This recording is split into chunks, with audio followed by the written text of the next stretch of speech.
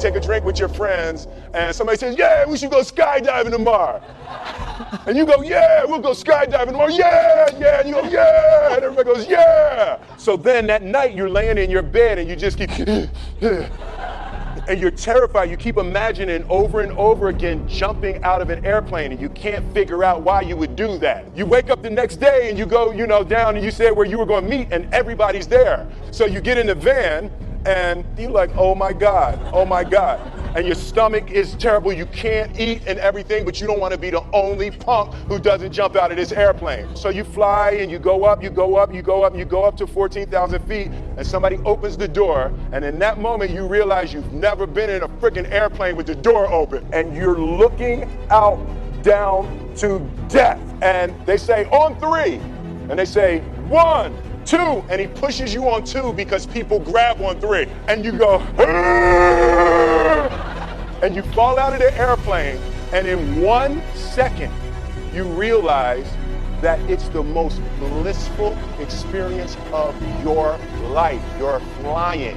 There's zero fear. You realize that the point of maximum danger is the point of minimum fear. It's bliss. Why were you scared in your bed the night before? What do you need that fear for? Everything up to the stepping out, there's actually no reason to be scared. It only just ruins your day. The best things in life on the other side of terror, on the other side of your maximum fear, are all of the best things in life.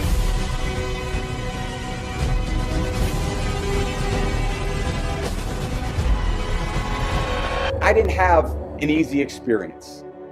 I didn't come in as a top-rated recruit. I didn't come in with the opportunity to play right away. I had to earn it. And you know what the greatest honor I've ever received as a player is? In my 4th year and my 5th year, I was named team captain. That, to this day, is the single greatest achievement I've ever had as a football player. Because the men in this room chose me to lead their team. And these were my best friends. These were the guys that knew that I liked to work, that knew that I loved football, that knew that I loved to play, that knew that I wanted to be the quarterback for Michigan.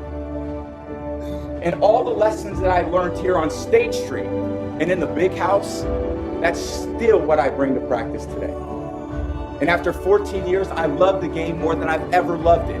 But where did I learn the love for the game? Where did I learn to practice? Where did I learn to compete? It was sitting in the same chairs that you guys are sitting in today.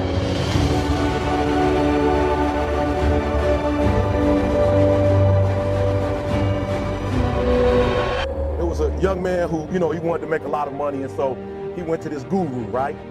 He told the guru, I want to be on the same level you on. And so the guru said, if you want to be on the same level I'm on, I'll meet you tomorrow at the beach at 4 a.m.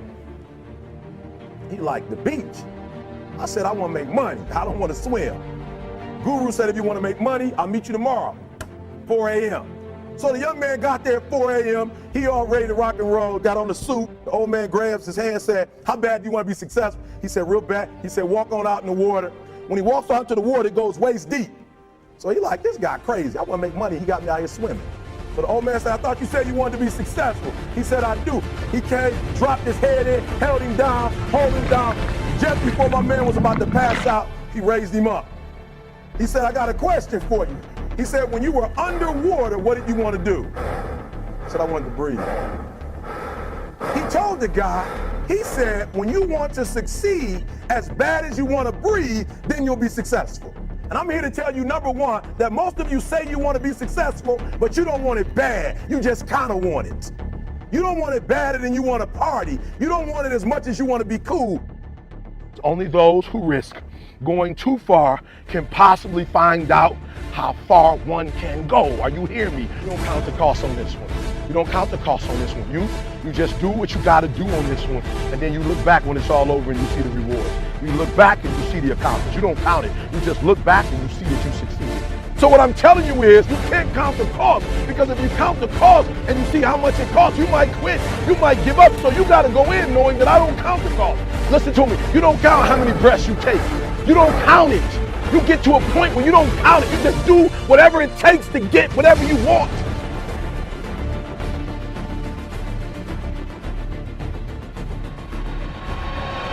this lion. He's the king of the jungle. Huge mane out there. He's laying down under a tree in the middle of Africa. He's so big. He's so hot. He doesn't want to move. Now, the little lion comes. They start messing with him. Biting his tail, biting his ears. He doesn't do anything. The lioness, she starts messing with him. Coming over, making trouble. Still, nothing. Now, the other animals, they notice this. And they start to move in. The jackals, hyenas, they're barking at him, laughing at him. They nip his toes and eat the food that's in his domain. They do this, and they get closer and closer and bolder, till one day, that lion gets up and tears the shit out of everybody, runs like the wind, eats everything in his path. Because every once in a while, the lion has to show the jackals who he is.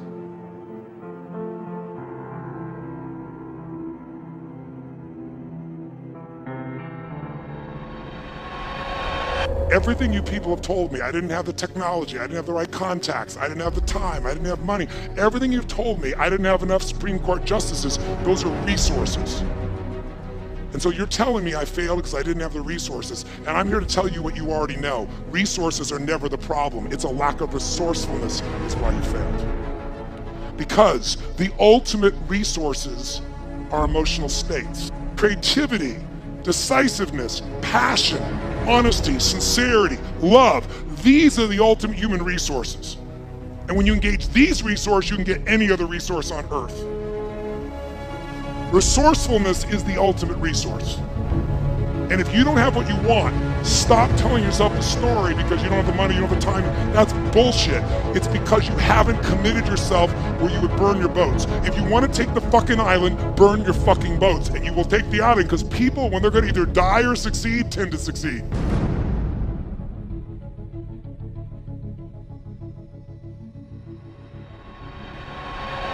I was in this strange little hotel and I just lost the competition. I cried all night. I was this 21-year-old kid and I was crying all night. But then eventually I got back again and kept thinking about what am I doing in America?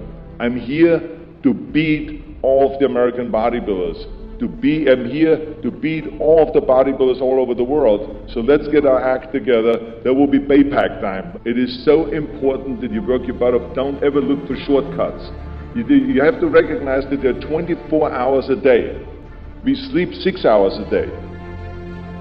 And I know there's some of you that say, wait a minute, I take more time to sleep. I said, just sleep faster, okay? Because you should only spend 6 hours in bed, because otherwise it's a waste of time. And then you have 18 hours left.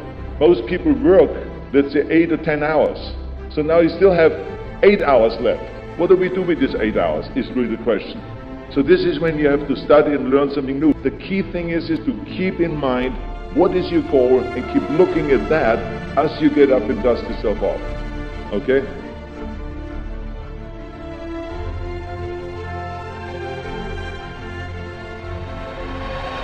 He sleeps on the floor.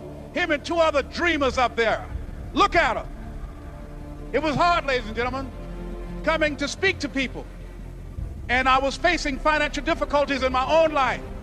I was behind on my bills and my dreams, and I'm saying to them, you can live your dream. It was hard, ladies and gentlemen. It was very difficult to pick myself up each day believing that I could do it. There were times that I doubted myself. I said, God, why is this happening to me? I'm just trying to take care of my children and my mother. I'm not trying to steal or rob from anybody. Why did this have to happen to me? It was very hard. And here's what I want to say to you. For those of you that have experienced some hardships, don't give up on your dream.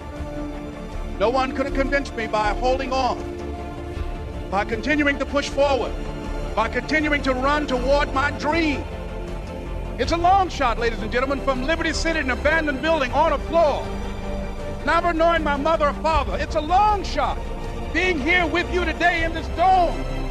in Atlanta. It's a long shot.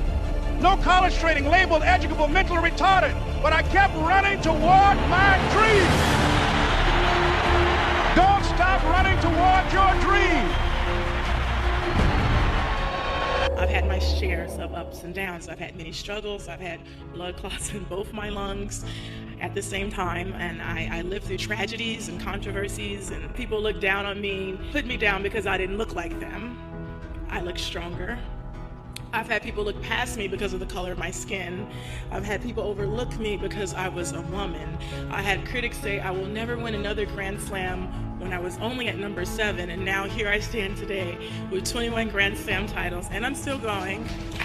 And I cannot help but think of my favorite poet, Maya Angelou, and she has this poem called "And Still I Rise." So here it goes. You may write me down in history with your bitter, twisted lies. You may trod me with the very dirt, but still, like dust, I rise. Just like moon and suns with the certainty of tides, just like hopes and springing high, still I rise. Did you want to see me broken? Bowed head and lowered eyes, shoulders falling like teardrops weakened by my soulful cries. Out of the huts of history's shame, I rise. From a past that's rooted in pain, I rise. Into the daybreak that's wonderfully clear, I rise. Bringing the gifts that my ancestors gave, I rise. I am the dream and the hope of a slave, I rise, I rise, I rise.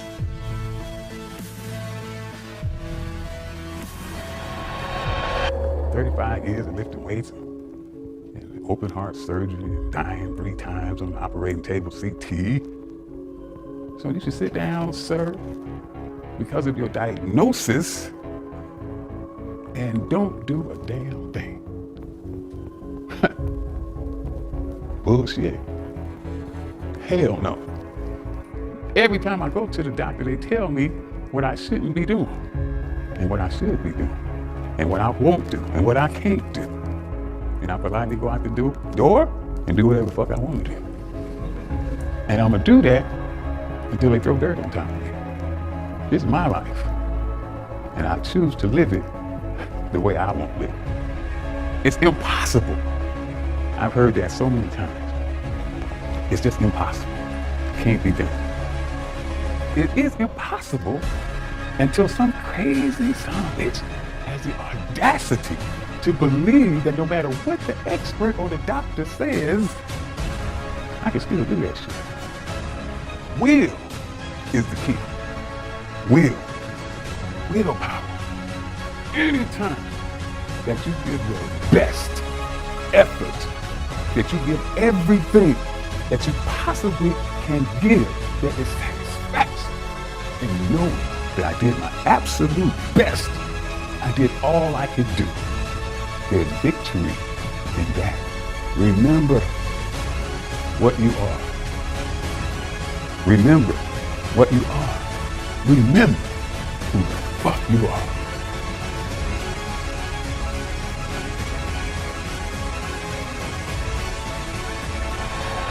I had like $106 in the bank, and like I said, I had to sell my dog, and things were not looking very, very good. My $40 car had just blown up, so I was taking a bus to work. I had no film history, no real film knowledge. I was just working from, I guess, instinct, and I knew this was like the moment of truth. And they said, "Sylvester, you ready?" I said, "No, but Rocky is." Because so often I had gone to fight films or sporting films. "Yes, we're going to go out there, we're going to knock him out, you're going to win." I said, "No, because I'm not going to win. I'm going to get destroyed.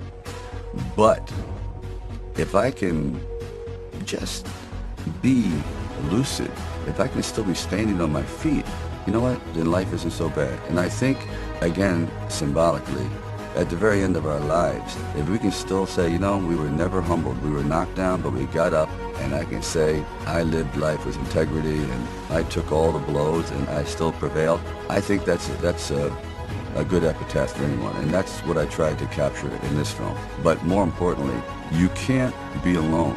To really succeed, no man really is an island. When you find the right components in your life, the right people that gel with you, then you feel as though you're invincible.